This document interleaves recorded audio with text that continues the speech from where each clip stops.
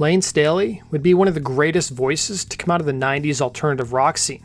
His Demons provided the inspiration for a lot of Alice in Chains' music. His body of work was not just a story of where he was at that point in his life, but rather served as a cautionary tale. Layne's life was a contrast between a kid who won the lottery and at the same time a man who struggled for years.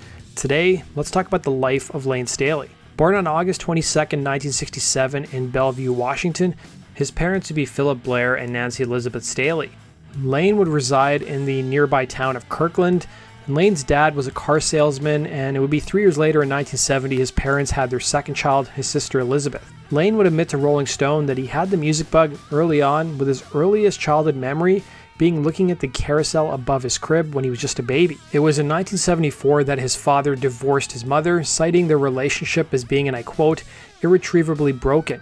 A year later, his mom would remarry an insurance salesman named Jim Elmer, who had a child from a previous relationship. Layne would remark years later about his childhood saying, "No deep dark secrets there. I remember sometimes wondering where my dad was, but most of the time I was too busy running around and playing." It was once Layne got famous that his father reappeared, but we'll talk a bit more about that later on in the video. It would be the same year that Layne's life would be changed when his stepfather took him to an Elton John concert in Seattle, and that's when he knew he wanted to be a rock star.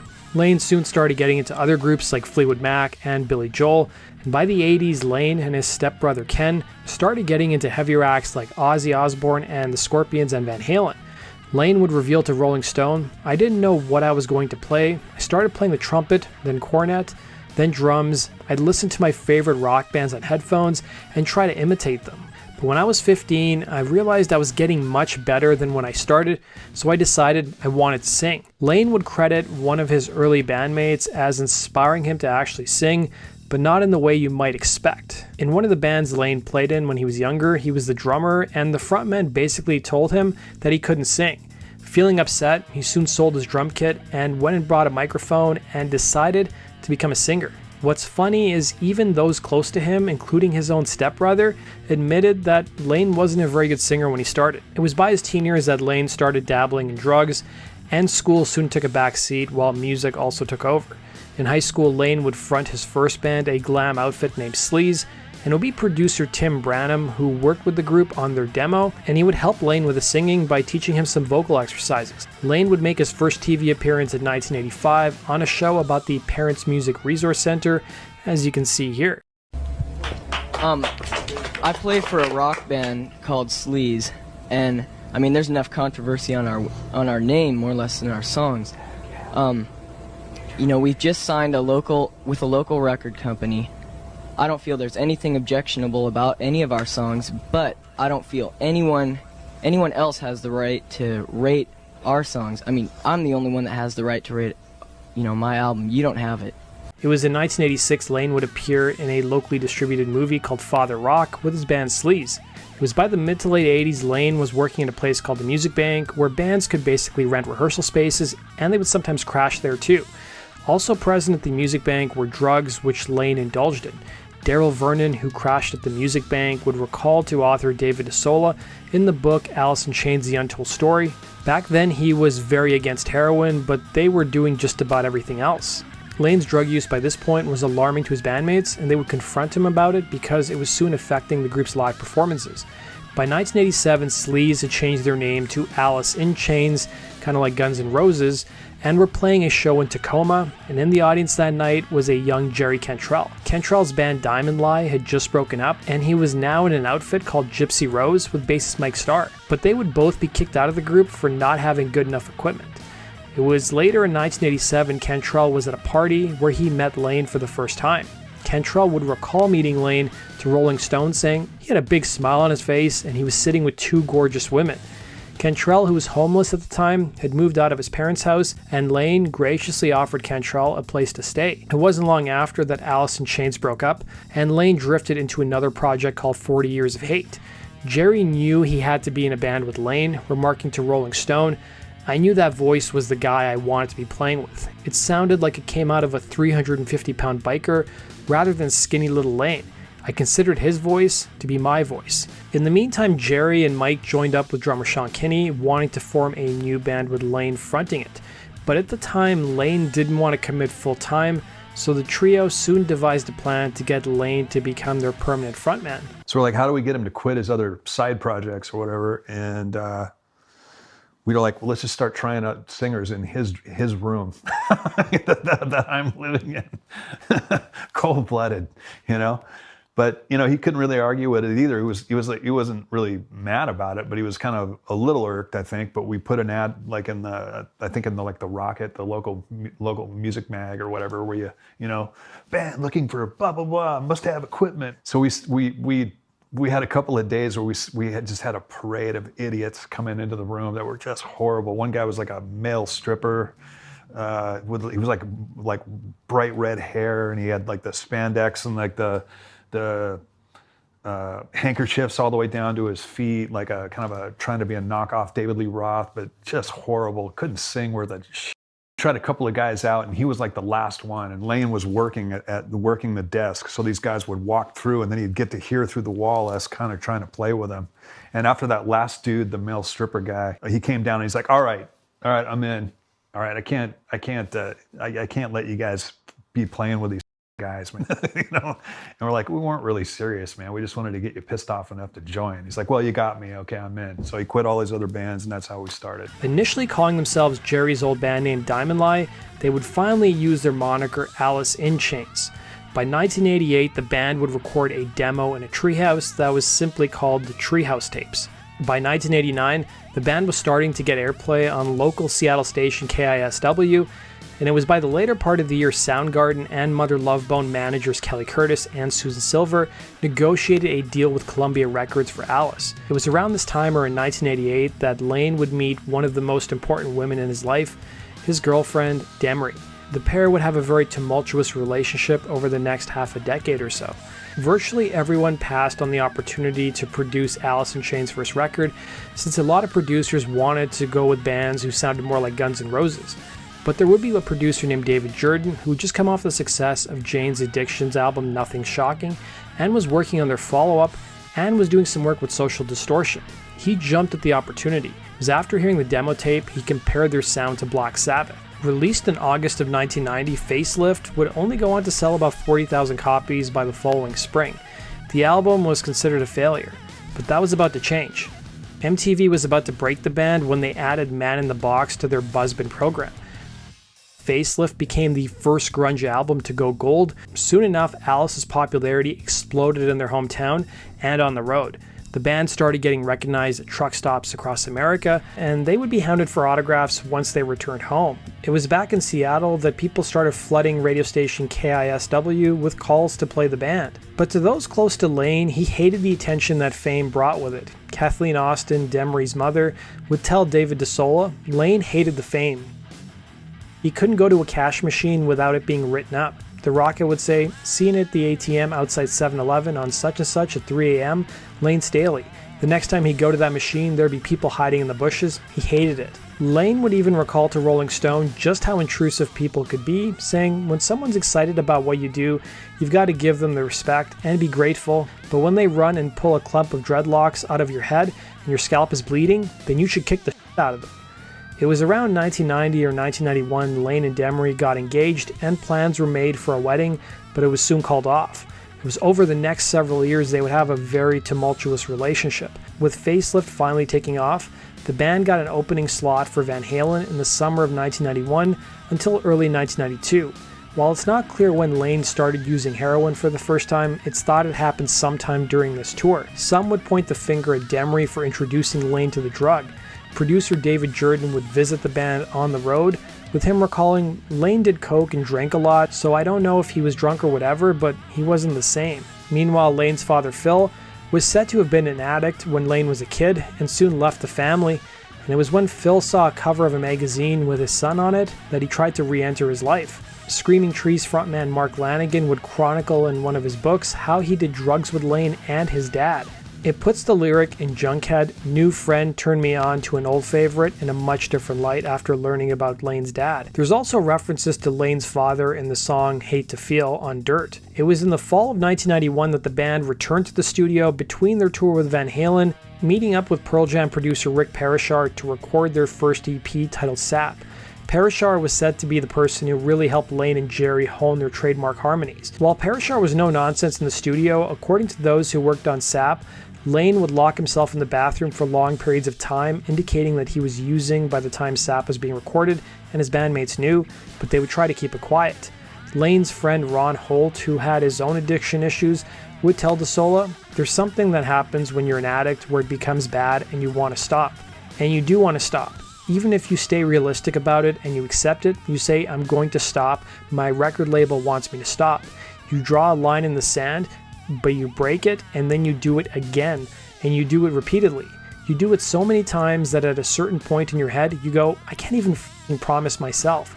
What is the f***ing use? So you start losing faith in your ability." It was prior to recording their second LP, Dirt, that the band's record label, their management, and even family members staged an intervention for Layne. It wasn't something he fought, as he agreed to go into rehab, but he soon learned he had no anonymity, as other patients knew who he was. This devastated Layne. According to his parents, it would be their son's first of nearly a dozen trips to rehab during the course of his life. It wasn't just Layne struggling with substance abuse, as the entire band had their issues. Drummer Sean Kinney would tell Rolling Stone, "We partied like demons. It took a toll. From 1991 on, it was getting pretty ugly, and Dirt is a shining example of how ugly it got. No one wanted to address it because no one wanted confrontation. At one point during one of Layne's rehab visits, the other members were flying weekly to Los Angeles for therapy sessions at the rehab clinic. But the whole effort seemed futile, with Kinney remarking to Rolling Stone, "We would have done anything he wanted to have helped him. Sadly, I felt that what he wanted for us was to leave him alone." Alice would head to the studio in early to mid-1992 to begin work on what many regard as their masterpiece, Dirt. The album is noticeably darker than SAP and Facelift, while many point to the numerous drug references on the record which paint Layne's life for the past year or so. It's full of other topics as well, including relationships, war, death, depression, betrayal, and anger. While the album had a variety of themes, the press of course picked up on the most obvious and controversial ones, which were the ones relating to drugs. If you've read a lot of the interviews with the members of Alice in Chains around 1992 to 1993, then you know the subject of Layne's personal issues are brought up again and again. Jerry would tell Rip Magazine in 1993, "I think Sick Man is not that bad. I thought most of the hassle would come from Junkhead and Godsmack. Those songs are put in sequence on the second side, because those 5 songs from Junkhead to Angry Chair are there for a reason, because it tells a story. It starts out with a really young, naive attitude with Junkhead, like drugs are great, sex is great, rock and roll, yeah. Then as it progresses, there's a little bit of growing up and a little bit of realization of what it's about, and that ain't what it's about." The making of Dirt was equally as fraught as its lyrical content, as the LA riots broke out during the first week of recording. Recording had to be temporarily put on hold for the time being, but the threat of violence or death did little to scare Layne, who allegedly relapsed during this time and went out into the middle of the city to score.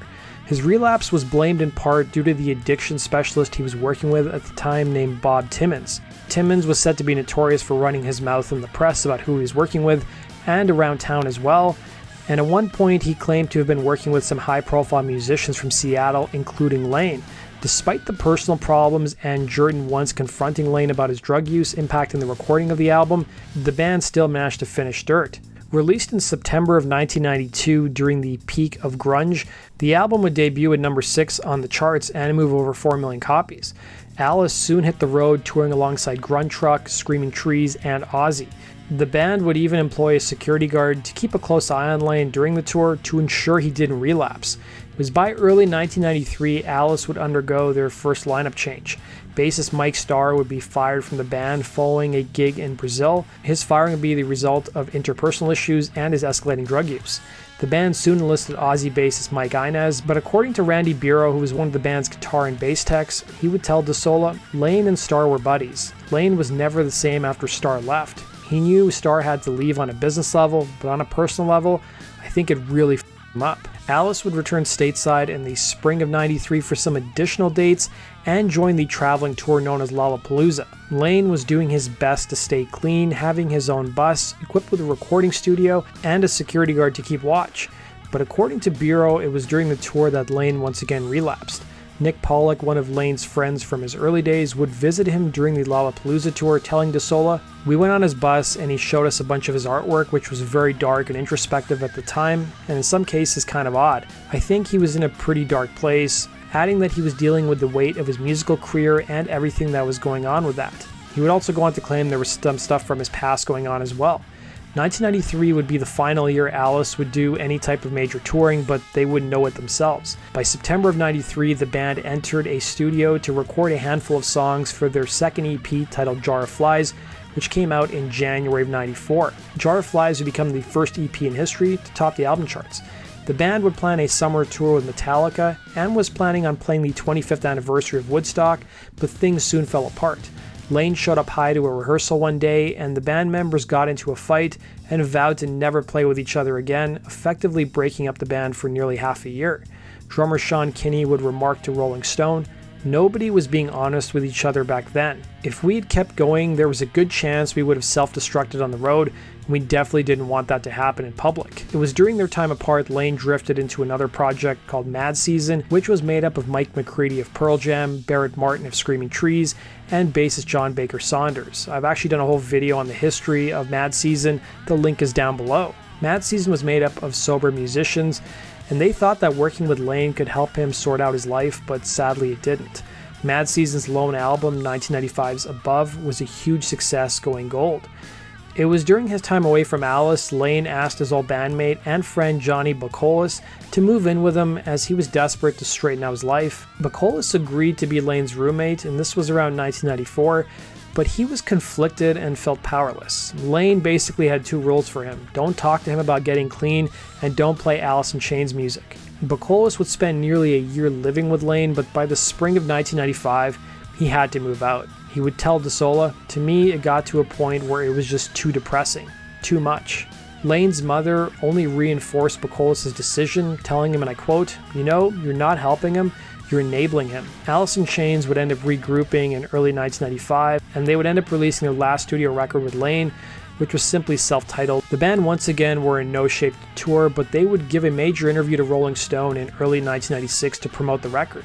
Featuring a photo of Layne with the headline, "The Needle and the Damage Done," it chronicled the band's tumultuous history and, of course, Layne's drug use. In the interview, Layne expressed regret about being so open about his personal life, fearing people were misinterpreting his lyrics. Perhaps the quote that best exemplifies what he was dealing with at the time comes from Layne himself when he says, "When I tried drugs, they were f***ing great and they worked for me for years. And now they're turning against me and I'm walking through hell and this sucks." While the group's self-titled album topped the Billboard charts, its sales quickly slid as no tour and a really small amount of promotion did little to keep it on the public's radar. But strangely enough, by the spring of 1996, Alice surprised many when they started making public appearances and started doing some shows. The band recorded what was arguably one of the most popular MTV Unplugged episodes in New York City in April of 96. For most of the listening public, they hadn't seen Layne Staley for nearly 3 years. It was apparent that despite his great performance that night, he was still wrestling with his demons. The band did a few more TV appearances, including David Letterman's show and the now defunct show called Saturday Night Special. It was in the summer of 96 the band got an offer to open up 4 shows for Kiss, ironically taking the spot of Stone Temple Pilots, who were going through the same personal problems. I've done a whole video on the history of Stone Temple Pilots, the link is down below. To the group's management, it was apparent that in the state they were in at that time, that it would probably be the last time they would ever share a stage together, and they were correct. Alice would play their final show with Layne fronting the group on July 3rd, 1996 at the Kemper Arena in Kansas City, Missouri. Sadly, the tour would end on a sour note when Layne would overdose following the show and had to be rushed to a hospital. Sean would later remark to Rolling Stone, "It was nice being out there. It was only 5 or 6 shows.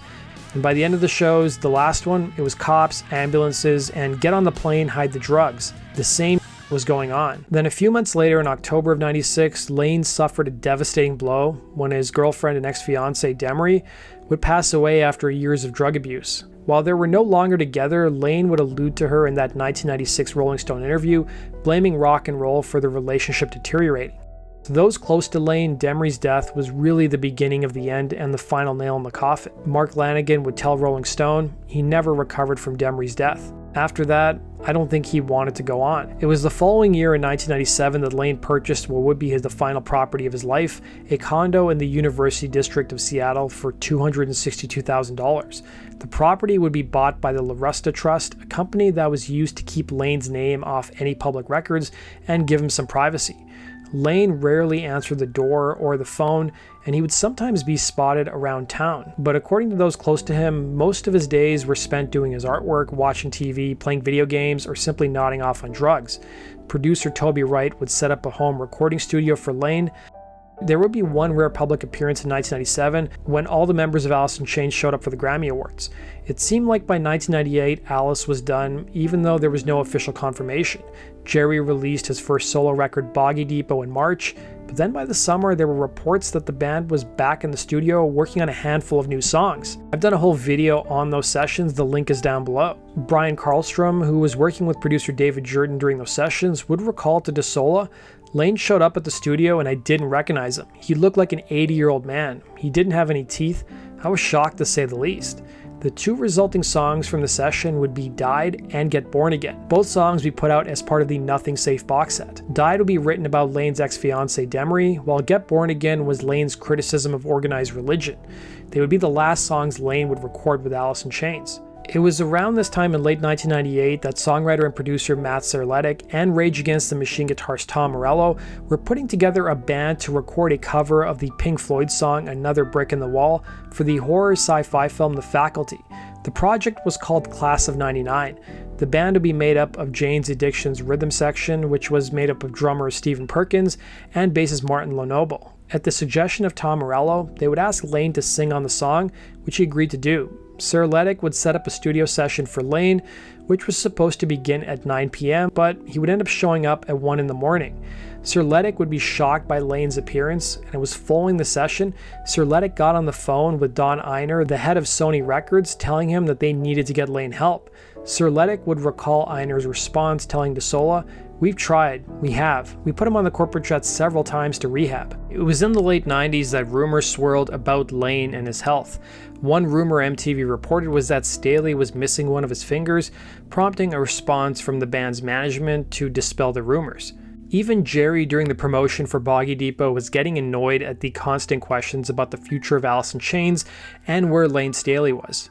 Kinley. Layne Staley, okay. He's fine. He is? Yeah. Good. He's fine. Right on. And Jesus. I had to, Yeah, I know. you might as well say it up front. It's just very funny every time I get that question, Like I'm thinking I'm supposed to get some sort of status report on him. No, he's fine. He's probably home recording the song right now. Cool. Yeah. So he's better than ever? Actually, he's conditioning himself for the Nagano Olympics. It was on Halloween in 1998 that Jerry was playing a homecoming show at the Showbox in Seattle for his solo record. Layne would be in attendance, and he would be photographed at the gig with Jimmy Shoaf, who was one of the band's roadies from back in the day. It's said to be the last known photo of Layne that's available on the internet. In the subsequent years, there were stories of several musicians attempting to get Layne to go to rehab and kick his habit, including Guns N' Roses bassist Duff McKagan, Mark Lanigan, John Frusciante, and Bob Forrest. It seemed like between the year 2000 and 2002, Staley was not in contact with his bandmates as their relationship seemed to have soured. Sean Kinney would remark to Rolling Stone that he continually tried to make contact with Layne multiple times a week to no success, remarking, "It got to a point where he kept himself so locked up both physically and emotionally. Even if you could get into his building, he wasn't going to open the door. You'd phone and he wouldn't answer. You couldn't just kick the door in and grab him, though there were many times I thought about doing that. But if someone won't help themselves, what really can anyone else do?" Between 2000 and 2002, Layne rarely was spotted in public, but if you guys have read the books Grunge is Dead or Everybody Loves Our Town, there's several people who claim to have run into Layne during these years, and they all unfortunately paint the same picture. It's a picture of someone who looked like they were in their 80s and someone who was still struggling. In his final 2 years, Layne's life seemed to revolve around several things: his cat, his art, video games, and drugs. He'd frequent an art supply store, a pet store, and comic book store. There was also said to be sightings of him at a pub near his house. Another topic of discussion in the books that have been written about Alice in Chains, or at least where they're referenced, is that another thing that wasn't helping Layne was his contractual obligations to his record label and to his band. It was by March or early April of 2002, producer Toby Wright was working with the band Taproot on their second record. Taproot were huge Alice in Chains fans and asked for Layne to sing on the record on a song called Kevin Spacey. The plan was for Layne to enter the studio sometime in mid-April, but sadly that day never came. In April, Layne's parents and his friends grew worried as nobody had heard from him in several weeks. His accountants had also noticed that there had been no cash withdrawals from his accounts. Layne's mother would call the police and met them at her son's apartment, telling them that her son was an addict and they needed a wellness check. Hey, I'm Ian Robinson with MTV News. The rock world lost one of its more honest voices this weekend when Alice in Chains frontman Layne Staley was found dead in his Seattle home on Friday. He was 34. Seattle police say they responded to a call from one of Staley's relatives asking them to check on his well-being since he hadn't been seen in 2 weeks. Police then discovered a body, later identified as Staley, that had been deceased for at least a few days, surrounded by intravenous drug paraphernalia. Exact time and cause of death are still being determined. The band's state of suspended animation helped fuel rumors of Staley's ill health and drug dependency. Though Alice in Chains' output had diminished, their memory lives on. Some 100 fans, as you can see here, gathered in Seattle on Saturday to honor the singer at a candlelight vigil. Staley is also remembered by his peers, such as Tom Morello, who had this to say about him, quote, "I will always remember him as the bright, funny, and amazingly talented singer who got up there every hot summer day in a gorgeous suit and sang like an angry angel. We would laugh until we split our sides, arguing about who was more metal. I hope he is now at peace." As for Staley's bandmates, they say they are proud to have known him as well. The surviving members of Alice in Chains say that Staley, quote, "was a sweet man with a keen sense of humor and a deep sense of humanity. He was an amazing musician, an inspiration and comfort to so many." Meanwhile, Edema has added the Alice in Chains song Nutshell to their live set in tribute to the singer. While memorial plans remain to be announced, Staley's family requests that contributions be made in the singer's name to the East Side Recovery Center at the address which is below. The coroner determined that Layne had been dead for 2 weeks, making April 5, 2002 his date of death, 8 years to the day Kurt Cobain died. The members of Taproot would reveal years later that the song that he was supposed to sing on their CD was actually sitting in his CD player at the time of his death. The last person who was said to have seen Layne was former bassist Mike Starr. He would claim to have seen Layne on April 4, 2002, the day before he died. The bassist claimed that Layne was extremely sick and refused to call 911, and when Starr offered to call 911, Layne threatened him, claiming that it would end their relationship. An argument would ensue between the pair, and Starr would leave Layne's apartment. Starr would admit on VH1 Celebrity Rehab that he carried this guilt for a number of years. Layne's remains would be cremated, and a vigil would be held a week after his body was found at the Kiana Lodge, the same venue where Demery and Layne were supposed to be married. The band's longtime manager Susan Silver would sum up Layne to author Greg Prado, saying, "Layne was the most atypical lead singer I had ever met or heard about. He had no ill will towards anyone. He had this sweet disposition and a really tender heart and a wicked sense of humor. Just hilarious. He was so witty, so funny, so quick, but no sign of egotism or LSD, lead singer disease." Here's the members of Alice in Chains discussing Layne's death. For you guys, I mean, how did you deal with your grieving at that point? I mean, when you found out that we had lost Layne, what was that like for the three of you guys? I started smoking. I never smoked for like 35 years, and I started smoking that day, man. I was like, yeah. My record actually came out. Was coming out that week, and we got the news. And you know, I mean, the thing is, it's like, you know, when you're inside that's sort of a wild ride which we were on, and it's, you know, everything is going by so fast, and you know, you pick up some bad habits sometimes to deal with things, myself included, and you know, that's down the road with enough use ends up killing you, you know, or sapping the soul out of you, and you know, and unfortunately we lost him, you know, and you know, it's something that was for me, it was crushing, you know, it was crushing not only to stop right at the peak of the band, pretty much. You know, I mean, we were ready to maybe hit another echelon there, I think, artistically, but you know, personally, it was you know, we lost our best buddy and our best friend, so that's a lot to go through, and it's an experience that everybody goes through in life. It's not unique to us, and you know, so I guess how you decide to pick up and move on and live your life after that is as important, if not more important, than what you did before.